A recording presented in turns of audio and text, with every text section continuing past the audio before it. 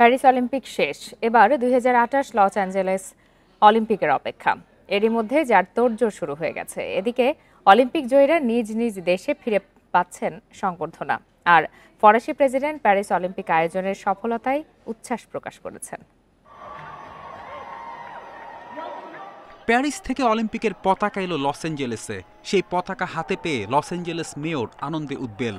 40 বছর পর যে এই শহরে হতে যাচ্ছে বিগেস্ট শো অন আর্থ। মনে হয় আমরা সবাই চাপ অনুভব করছি। অলিম্পিক আয়োজনের জন্য আমরা কতটা প্রস্তুত সেই চাপ।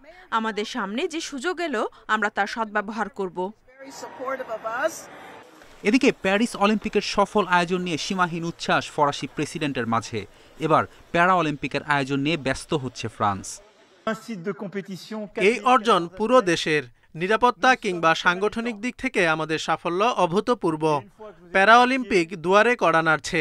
অল্প কিছুদিন বিশ্রামের পর আমাদের সে আয়োজনে নামতে হবে। 45,000 মানুষ প্যারা অলিম্পিকের উদ্বোধনী অনুষ্ঠান সফল করতে কাজ করবে। 25,000 পুলিশ মোতায়েন করা হবে। প্রথমবার দেশের হয়ে অলিম্পিক স্বর্ণ জিতে সার্বিয়া ফিরেছেন নোভাক জকোভিচ। বিপুল সংখ্যক মানুষের সংবর্ধনা পাচ্ছেন জকোভিচ ও সার্বিয়ার অন্য পদক জয়ীরা। 3টি স্বর্ণ সহ প্যারিস অলিম্পিকে মোট 5টি পদক জিতেছে সার্বিয়া। সার্বিয়া থেকে কোনো অ্যাথলিটের জন্য এটি বিশেষ পাওয়া। দীর্ঘজীবী হোক সার্বিয়া। এদিকে আলজেরিয়ান অ্যাথলিটরাও দেশে ফিরে পেয়েছেন রাজকীয় সম্মাননা। ফেরদৌস ইসলাম, ইন্ডিপেন্ডেন্ট নিউজ।